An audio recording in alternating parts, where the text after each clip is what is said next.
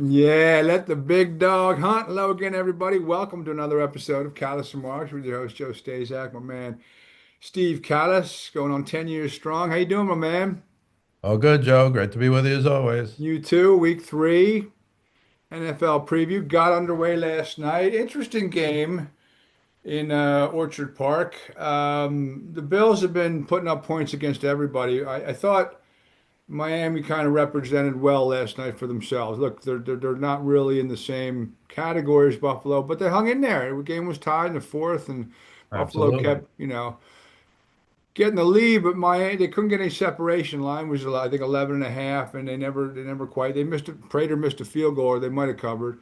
Um, but Miami did a good job. They're just not there, and Buffalo won by 10. But they're 3-0. To me, I know we talked NFC and the Packers seem like, but I think the best team overall this year to me is the Bills from what I've seen. What are your thoughts? Well, they might very well be, but we're always in that position with them where they say they might be the best team, and they always find a way to somehow lose in the Because they playoffs. can't get past Dracula in the playoffs. Right. But this year might be different because Dracula doesn't I look don't like think Dracula's making the playoffs this year. I think they are. But, Uh, wait and see. No, you make a good point because who knows? The Chiefs aren't the Chiefs, but I think they were hoping to get to week 7. Because I don't know, Worthy practiced this week. I don't know if he's playing, but Rashid Rice is coming back after game 6. So they got to get, and he's their real deep yeah. threat. And so that's what they need. And as much as Mahomes is almost a one-man show now, because he seemed to have been almost a one-man show, he hasn't been the most accurate guy in the world either. So it's kind of bizarre. I'm not saying they're all going backwards. I'm just saying what was a dynasty that was, I don't want to say it was shattered because it was a dynasty, right? Two in a row, Oh three. yeah, totally. They won three Super So Bowls in 5 years. but don't forget the comparisons to Tom Brady, and it's just not going to be like that, I don't think, because No, I I don't don't know think how they're so. going to make the rebound for when Mahomes is 35, He turned 30 the other day. right? That he's going to be winning 3 Super Bowls, and then I don't know if he's ever going to another team, but what Brady did, and then to go to Tampa Bay and win another one, Yeah. Brady I did go mean, 10 years without a ring, like, and came correct. back in another three, and then he won one in Tampa. Yeah, he's overrated, obviously, but. No, no, I think Buffalo might be number one if you had to rank them. Right now, for a ranking, I'd probably put the Packers over Buffalo right now. But, again, it's 2 weeks in and we'll see what happens. Right. Certainly a lot can happen, But but a couple of things on Miami. I mean, they did show some fight. Of course, Tua, I just saw on ESPN, that's incredible the odds they show you. But, Tua was zero point 0.5 interceptions. Were you going over or under? And of course, the over was the clincher that lost the game for them when Bernard intercepted him in the fourth quarter and they went down and scored a touchdown. But Miami showed me something. I like them next week. I don't even know who they're playing, but they're 0-3. Do you know the records with their, what was he, Superboy coach? Was his nickname Superboy or something? That he was such a genius, their coach. He's 3-14 against teams over 500 since he's been there. 3-14. not good. I mean, that's not going to get it. And again, they're in a tough division. To me, they're in a tough division because of Buffalo, obviously. But the Jets, the Patriots, the Dolphins. So I can't say they're in the wrong division. They're in the wrong division to play Buffalo. But other than that, those three teams, to me, right now, you can throw a blanket over them. Miami might be better than both of them. Might be better than the Patriots, although they didn't beat them last week, right? No, So, they lost to, yeah. no, I think they're going to turn around and win some games. I didn't look at their schedule. Somehow the New York Giants have the toughest schedule in the NFL. So they're going to be in trouble most of the year. But, I give Miami a little credit. They hung around, they had a chance. Tua threw the interception that I guess a lot of people, I forget who it was, who said, yeah, he's probably going to throw one late in the game, that kind of stuff, all on ESPN. It was pretty cool, actually. And that's exactly what he did. And he explained it afterwards. What a great play by Bernard. It looks like he pretty much threw it to Bernard. I mean, it's not He like he didn't. came He from It five was yards kind of a away, blind spot. He didn't I really look guess. off anyone. He just went boom, and the linebacker was running right across the middle and was like, "Thank you."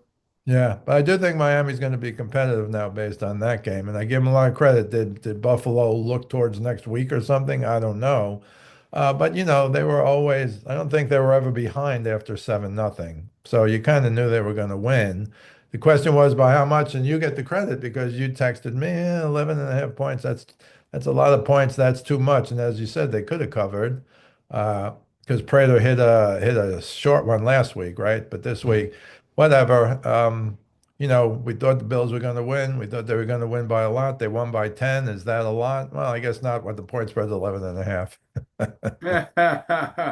Well, it's tough. It's the NFL. It's tough. It's not, it's not always what it appears to be when you go into a game. And because if you look, I looked at the schedule like you did. Like these games are tough, and if things kind of go the way they've been going, yeah, Buffalo should probably cover that 2 touchdowns. But these guys are prideful guys, and Miami had that Yeah. team meeting, and they're playing. It's national television again, and they don't, got some good players, and so they played tough. I was impressed that they came out and played for the coach and each other.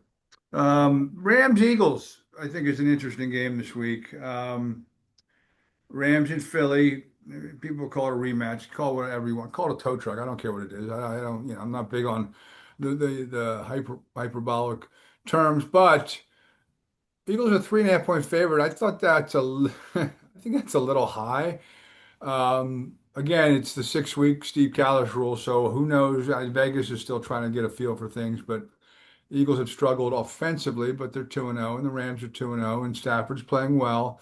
They have Puka Nacua, who's to me, one of the best receivers in the league. They got Jared Right. Verse, hasn't had a sack this year yet, but he's still one of the elite pass rushers, and he almost ruined the Eagles' season last year. He had 2 sacks, 4 tackles, and 3 for loss last year in that game. They were at 7 sacks on the Eagles last year in that game, and they came within 13 yards. Jalen Carter had a sack there late in the game that really sealed the game in the snow. Barkley had a big game. Maybe he'll have a breakout game because the Rams can't seem to figure him out. But your thoughts on the Rams coming into Philly this weekend? It's like people forget the Eagles are 18-1 their last 19 games. That's incredible in today's NFL. That's incredible in any NFL. But they do find, I wish I could credit the guy on ESPN who said this. I don't know if it might have been Damian Woody, but somebody there said the Eagles they find a way to win. Somehow they find a way to win. Is it pretty? What was that thing? Was it was it with the Chiefs when they were saying you didn't have 100 yards or something? Yeah, Chris Jones. You don't Our, even our have a guy, hundred our guy Chris yards. Jones. He's like, we And that won the may bleeping game. and that may be true, but it's irrelevant. It's Right. irrelevant if you hold them to 100 yards and lose. It's just irrelevant. Good try. But Yeah. but I think the Eagles are still the best. I think they'll find a way to win this game. I think you're right about 3.5 because nowadays, towards the end of the game, if you can ice the game with 4 minutes left, you can go the length of the field and not kick a field goal or something to cover. Um, but I like the Eagles in that game. I'm not going to pick them because I think you're right. If it was 2.5, it would make a lot of difference, at least in my mind. But again, we're in the first 6 weeks. Last week was tough. This week is tougher. I mean, trying to pick games this week, and I know we'll get to them, but this week was even tougher. But I think the Eagles win the game. I'm not going to say they're going to win by a touchdown, but again, they find a way to win, and we'll see what happens. But I think that's the second most interesting game. Wouldn't you say that's the second most interesting game after Lions Ravens? I think the Lions and Ravens, let's touch on that now. It's the last game of next week, but or this coming week, but I think that is the most interesting game. The Ravens are at home, put up a lot of points against the Browns, kind of messed them up. Probably should have beaten the Bills, but didn't. And the Lions exploded against the Bears last week. So, and they look like every bit as explosive as they were last year. So, 4.5. I don't even know what to say. That seems a lot A lot considering of points in the Joe Staszak world. Detroit put up 50 last week, but the Ravens put up like 35 to 40 every week. So I don't know. Your thoughts on that? Over, that's my thought. Over. No, I think it's just another, we talk about the Ravens every year, and now they managed to lose that game in the regular season like they lose games in the playoffs. But it was shocking that Henry fumbled, but he fumbled. That's the way it is. So I think that's a good game to watch. I didn't eliminate the Lions after week one, but what the Packers did to them, I assume everybody's putting in the Packers film and trying to, do what they did. But the Lions, they said how much they missed Ben Johnson. Is that who's coaching the Bears now? Yeah, And boy, does he look like he's beat up already after two doesn't weeks. he? When you almost feel bad for the guy, and there's no way to talk your way out of this except win a bunch of games. And I don't know if the Bears are good enough to win a bunch of games. I still don't know if their quarterback is good enough. He's talented, but is he good enough? Well, you sent me the article, and it was just kind of scary, actually. Scary. But the Bears spend a lot of money to be better. And supposedly in week one with the Lions, they missed all the Ben Johnson, trick plays or this play or that play or creative plays or something the other team wouldn't be thinking about and blah, blah, blah. But it's certainly not working for the Bears. Not yet, anyway. Again, you can't kill a coach after two games. It's just, what did he think was going to happen? You're coaching the Bears. And yes, they spent a lot of money. And yes, they gave you a lot of money. But at the end of the day, when was the last time the Bears were good? And that's a problem. To me, that's a problem in the locker room. They give up a touchdown or whatever, and it's here we go again. So I think the Bears are in trouble. Between the Ravens and the Lions, like I said, I think the bet there is the over. I don't know what the over is, but it could be, 53 and a half. yeah, that could be low. Could Who's be. stopping? Who's stopping who? The Ravens can't stop anybody. They can't stop anybody. That's why I And the don't. Ravens have such a great offense that you figure, this could be like a 35-31 game. You That's would what I'm think. thinking. But I can't even really pick a winner. I guess if I had to pick a winner, I'd pick the home team because they're home. Right. And that line seems a little high, so maybe Vegas knows something, and maybe, you know, that is a correct line. I think it's early to know what's what. Like you said, the 6 weeks where we'll have more information. Thoughts. Another game that jumped off the page to me was the Chiefs at Giants. Chiefs are a 6.5 point favorite with that offense. I know it's the Giants. They gave up a lot of points to Dallas. Didn't play all that well against the Commanders, but they at least they were very competitive against the Cowboys. And I don't know where the Chiefs get off on the road, given almost a touchdown. Well, I think the problem for the Giants, well, the Chiefs almost beat the Eagles. I guess you could argue that if Kelsey catches that ball, but almost, almost, almost. But the Giants, they're better defensively, although they haven't shown it. And offensively, I don't know what's going to happen. After week one, they're saying Wilson should be out. And after week two, when he throws for 450 yards, suddenly he's good again. So we'll see what Week to happens. week proposition. Right. But I think you're right. I think 6.5 is a lot. I'm not going to pick that game either. Plus, I'm a Giants fan, now long-suffering Giants fan, I guess. We have to think of the good old Manning days. We have to think of the Eli Manning days, and that's getting old, as you know. Um, but look, the Chiefs are the Chiefs are the Chiefs. To me, they're looking to try and explode, but I don't know if they can explode. I don't know if Worthy's playing. Again, he did practice on Wednesday. I don't know if he practiced yesterday. I didn't hear anything. And Neighbors he's a top five to me. He's a top five receiver in the NFL. He made the mistake of doing this, put him to sleep. I mean, again, to me, it's beyond stupid to do it, but at least when Curry does it, they win the game. They win the game. There's no shot they're losing. Right. So I don't know. That's a pass game for me. I'll enjoy watching it, but I think the Chiefs can do anything, but the Chiefs haven't shown that they can do anything. Again, they're too. Well, Rashid Rice ain't coming back till game seven. We know that. And when Worthy comes back, will he be 100%?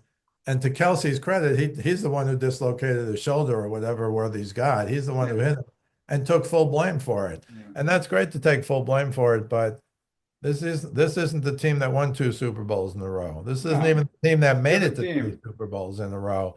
And they just don't seem quite there. Is their offensive line good enough? It's better, but is it good enough? I'm not sure. So I think this is the year that the Chiefs don't get to the Super Bowl. And I kind of thought that before it started, and we haven't seen enough. Again, when the speedsters are back, maybe one this weekend, but when the speedsters are back, because if his shoulder's okay, where these legs haven't been affected by this, he's still the speed for them. And when Rashid Rice gets back, then to me, they're going to have a much different offense because they can throw it over the top. This is correct. Packers, we haven't talked about them yet. 2-0. In Cleveland, they got smacked around by the Ravens last week. Played well against, probably deserved a better fate against the Bengals. They're 0-2. They're the Browns. And the Green Bay Packers look like one of the best teams in the league so far after two games. 7.5 point favorites on the road in Cleveland. Too much for me. I mean, Cleveland still has Schwartz, whatever you think of them. They have a pretty good defense. They should have beat the Bengals. Um, but to me, now the Bengals are done because, no Joe Burrow for 3 months. To me, I'll take the Joe Staszak position and say, yeah, the 7.5 on the road. They probably will cover, but I'd be reluctant to pick them. Or if I was a gambler, which I'm not, I'd be reluctant to bet them. But it could be one of those, 35-14 jobs. You just don't know. You just don't know. All right. I have to throw this in there because the Bengals have a backup quarterback in Minnesota playing Carson Wentz. Carson Wentz. This is his I think it's the sixth start with a six different team or something in the last six something he said or he's going to set Yeah, a record when he six starts years. this weekend. They are 2.5 point favorites at home. They do have a pretty good defense. JJ McCarthy, I don't think they made a good decision getting rid of Sam Darnold if they wanted to win right away. But he's out for a while, and Carson Wentz, the Ginger Jesus gets another crack at it. Hey, we like Carson Wentz. He's become a journeyman, but we remember the 13 games of MVP. If he had just been able to show up physically for the last three, it almost didn't matter what he was going to do. Having said that, I think you're right. I mean, they are at home. Vikings do have a good defense. JJ McCarthy, he's had one good quarter out of eight. Now it was the fourth quarter where he won the game and give him credit, but so far, even if he comes when he comes back, I mean, you're not going to look at them as real contenders. They might be okay, but they're not going to be real contenders. Can Carson Wentz revitalize his career?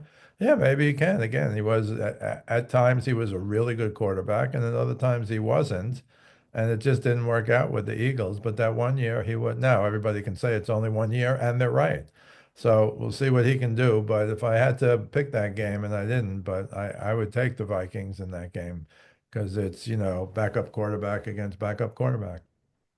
No, I would agree. That's it's gonna you get kind of get what you pay for. So, but again, I'm not giving up on JJ McCarthy. I just didn't think that was a very prudent decision. But especially a guy who missed the whole year last year because of injury. Now he's out another 4 to 6. We shall see. And he only played one good quarter, like you said, in eight. All right. Well, I think it's a similar analysis just quickly with the Cowboys. Oh, look at all the money we saved. We can get 4 or 5 players. We can pay this guy. We can play that guy. They say the same thing with Sam Darnold, and for both of those teams, after a couple of weeks, they're not looking very good. They're certainly not Super Bowl contenders, No, exactly. And but they they have a save. window. I But mean, they they won 14 games last year and they shipped the guy off for a right, but guy they who hadn't save. taken a snap. Yeah, they save money. You don't save money in the NFL. It's not the What are you right saving it for? Uh, all right, Christmas. let's do picks. I'll start. Last week I was 1-2 last week. Had who did I have? I had the Jets over the Bills. They got smoked. They're getting 6.5 at home. I had the Browns. They got smoked by the Ravens, and I had the Eagles laying a 1.5. They did cover that game in KC this week. Talked about my games. I like the Lions getting 4.5. I think that's a lot considering how explosive they were, and the Ravens can't stop a lot of folks. I like the Giants. I just don't think it's more like I just think that line's too high, and the Chiefs, um, not a good road team to cover, even when they have been winning Super Bowls. They're not explosive right now, and I think the Giants can hang in there at least. Um, and I took the Titans. I think I wouldn't say it's midnight Cinderella for Daniel Jones, but they're getting 4.5 at home against the Colts, who should probably be 1-1. They're 2-0. Haven't punted yet. I just think Titans can either keep it close or they could win the game outright. So I like the Giants plus the six. I like dogs. Giants plus 6.5 at home. Lions plus 4.5 on the road. Titans plus 4.5 at home. You. Titans do have a good defense also. Uh, Hmm. I was 1-2. I don't know what happened in the Arizona game. They were definitely going to cover, and then I just stopped watching them, and then I woke up the next day and saw they won by 5 and they were favored by 6.5.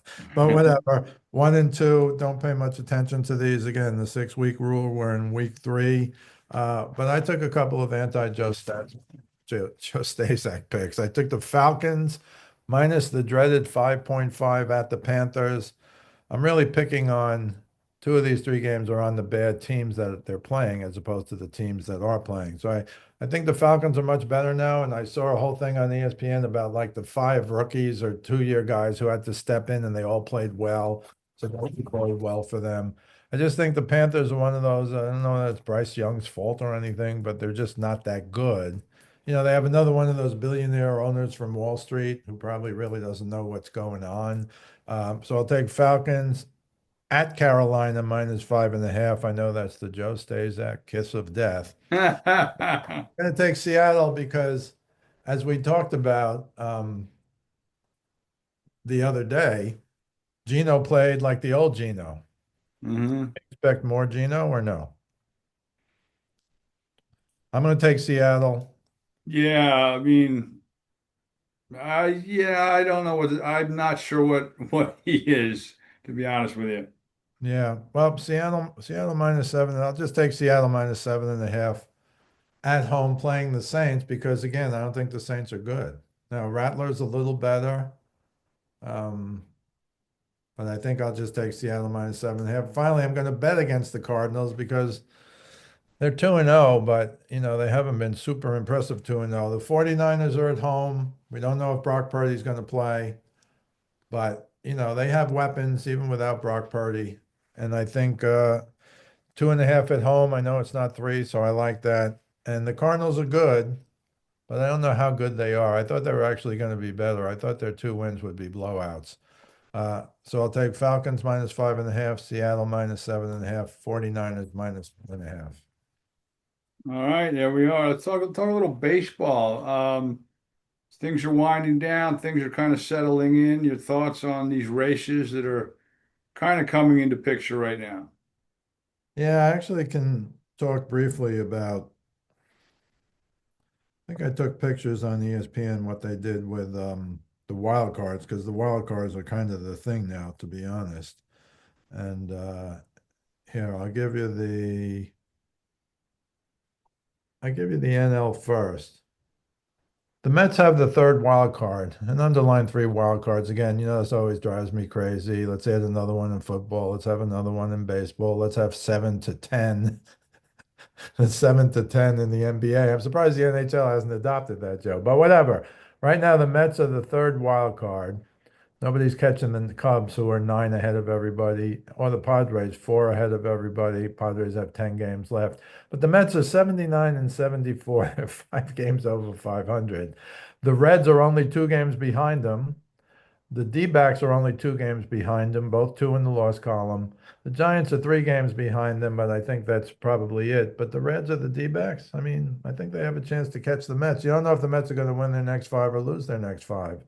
That's what's happening in the National League. In the American League, the Yankees, they have the first one, but they're only 3 up. The Astros are only 1 up. The Red Sox are the third wild card. The Guardians are a game and a half behind the Red Sox, only 1 game in the loss column. And they have the Rangers 4 games behind the Red Sox. But again, they've got Rangers that have 9 games left. They're 4 games out and they have to jump 2 teams. I don't think that's going to happen. But one thing I really wanted to talk about, and you can tell me if I'm wrong, feel free. So the Dodgers are playing Phillies on Wednesday, and Blake Snell is throwing a shutout. Okay. And in I think it was the 5th inning, maybe the 6th, Dave Roberts comes out to take Blake Snell out of the game. And they showed a close up on ESPN of Blake Snell, and he's going like this. And Dave Roberts goes out and talks to him, and Dave Roberts walks back, leaves Snell in. I think it was the 7th inning. He gets out of the 7th inning, 7 shutout innings. And as soon as I saw him walking out and Snell going like this, it was Kevin Cash all over again. No, the first thing I'm thinking is like, Kevin Cash, don't take him out of the game. He's just pitched the 6th inning, the best 6 innings I ever saw. This is game 6 of the World Series, you'll recall. Right. And what really killed me is that the next day on Sports Center, I don't even know who the two, I know they have a lot of new people doing Sports Center and stuff. I don't even know it was a man and a woman. I don't know who they were, but it didn't dawn on either of them. This is 2020. This isn't, 1998 we're talking about when Snell got taken out. But that's the first thing I think should have been discussed. And I don't know if they asked Snell after the game. I didn't see an interview or anything, but I'm like, hold it now. This is an instant replay of how to lose the World Series. When Kevin Cash went out, of course, after the game, he said, I didn't want him to face him the third time around. I'd do it again. But, well, you're never going to get the chance to do it again, for one thing. But I wish the next year, when these guys always say that, wasn't it Pete Carroll in the Super Bowl? When Butler made the interception, oh, I'd do it again. You wish right then and there, a year later, the same thing could come up. Because if they really do it again, then they really are stupid. Right. But he talked Dave Roberts out of it. They showed Roberts going nuts when he got out of the inning. They won 5-0. But again, not a mention about the exact same situation as Blake, except it was the World Series, which is a big exception. And nobody was like, yeah, this is an instant replay, game 6 of the 2020 World Series. And again, we're not talking 30 years ago, Joe. This stuff bothers me. You don't have two experts. Supposedly you have to be an expert to be even like to do Sports Center. And it didn't dawn on anybody's mind that this was exactly what happened. And the reason they showed him doing this is because he didn't want to come out. And they Right. showed respect to Blake Snell, who's having a pretty good year. He's been up and down, I think, injury wise. He's only 5-4. But if he's Blake Snell, my goodness, he's unbelievable. And they're going to need him, I think. They're going to really need him in the playoffs. Speaking of the playoffs and the Dodgers, let's talk a little bit about a guy who just announced his retirement. There'll be no tour. There's no motorcycles he's going to be getting at different stadiums, Oh, boy. or empty golf bags like Mike Quick got with the Eagles. Um, Clayton Kershaw, 10-2 this year. That number, I jumped off the page when I saw that. But again, it's regular season, and I think he's like the greatest pitcher I've ever seen in the regular season until the clock turns to October. The calendar, turns to October. Not so much. An ERA of almost 5. And it is what it is. I mean, listen, he seems like a really good guy, great pitcher in the regular season. To me, he's the Peyton Manning of baseball. And I'm not trying to be mean or harsh on the guy. It's just his numbers bear that out. Hey, look, he is the first ballot Hall of Famer. I don't know what Scott Van Pelt was trying to do. He's such a good guy. Everybody loves him, but the reality is he's been borderline terrible in the playoffs. So he's got a 2.54 ERA for 18 seasons. He's got 222 wins. He's got the highest win percentage of all time, which I didn't even know. Um, and give him credit for all those 3 Cy Youngs, MVP, 11 All-Star appearances. But for some reason, Scott Van Pelt, who I think should know better, he gave this excuse. I would call it an excuse. And here's what he said, quote, there is the postseason, and it's a baffling juxtaposition, or is it? Consider Greg Maddux, who won an outrageous 355 games. His postseason one-loss record is actually worse. Kershaw is 500. Maddux is 3 under. Why are Now, we talking about Maddox? Why are we comparing him? I guess he's looking for somebody who is a great pitcher. So But what? What Maddux does has one have to 100. do with the other? It shouldn't have anything to do with the other. He's not been good. And when they put up the stuff, it's right in front of Scott Van Pelt. Maddox's ERA in the postseason is 3.27. Kershaw's is 4.49. You can't compare those.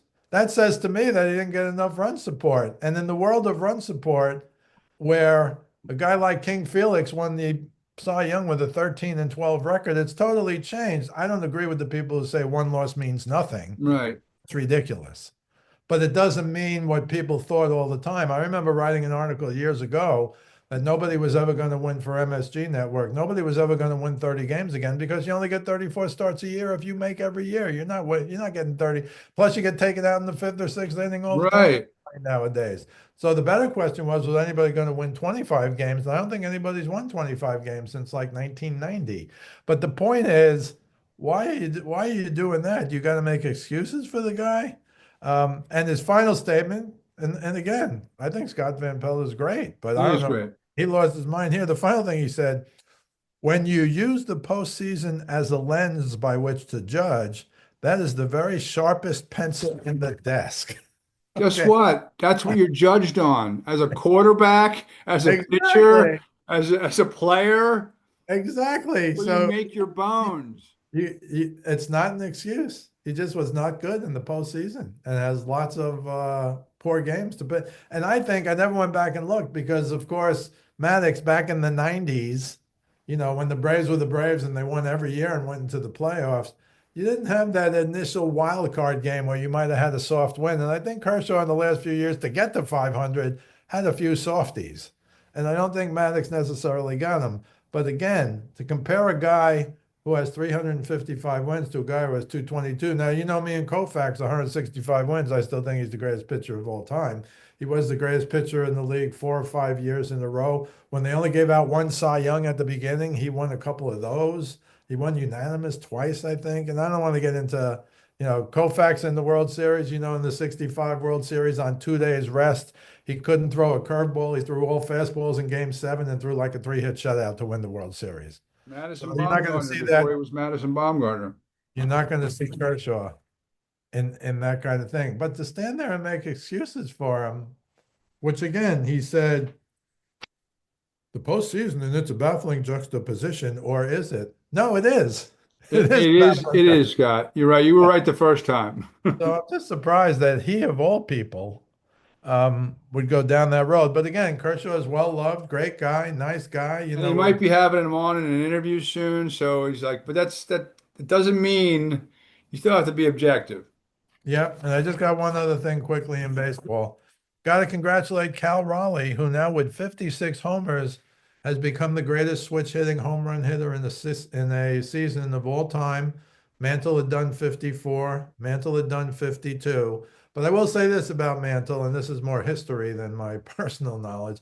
But 1961, when the Yankees were, Babe Ruth and Lou Gehrig, Roger Maris hit 61. Mantle hit 54. All year, the fans wanted Mantle to break Ruth's record, and he missed games and played hurt. He played 153 games, but that means he missed 8 or 9 games that first year, 9 games that first year, coupled with he played hurt the last couple of weeks. He wasn't, a lot of people say, oh, he missed the last 2 weeks. That's not true. But he played hurt. I don't know if he was trying for 61, but he was neck and neck with Maris, but I don't think he hit many homers at all the last few weeks of the season, and definitely missed the last 3 or 4 games of the season. Not taking anything away from Cal Raleigh, but here's a guy who comes out of nowhere, switch hitter. I don't know. I guess he has an outside chance. I think they have like 9 games left, and he has to hit That's, four yeah, homers. he could. That's He ridiculous. could. So I give him credit, but there's a lot of weird things with home runs this year. I don't know now if it's just a new wave. Is it launch angle? I don't know what it is, but you got some guys you virtually never heard of, hitting a ton of home runs. Not taking anything away from Cal Raleigh. Nobody said a thing about, drugs nowadays and all that stuff when it was, to me, kind of obvious something was happening. I didn't know exactly what back then, and most people didn't, but something was happening with Sosa and McGuire. And then Barry Bonds got upset that Sosa and McGuire were beating him, so he became Barry Bonds, the Hulk. And again, go read Game of Shadows if you think I'm making this stuff up, especially the paperback edition. But whatever, congratulations to him because he's beat man. Well, let me ask you this, and I don't care about I really don't about individual awards, but there's reason to talk about it. Who's the MVP in the AL? Is it Aaron Judge or Cal Raleigh? That's a tough one. It's a tough one because if you look at some of the things Aaron Judge is, his numbers and his other numbers besides him, Judge is still hitting 330. I That counts. know That counts for something. it does. A But power the hitter. Yankees hit home runs like they're playing in the softball league. I'm sorry. I'm sorry. It's the Yankees, but they hit home runs. I mean, they got guys. Grisham has 30 home runs. Who's Grisham before the season? John Grisham, the writer, or is Yeah, that's it. The right. He's got 30 home runs.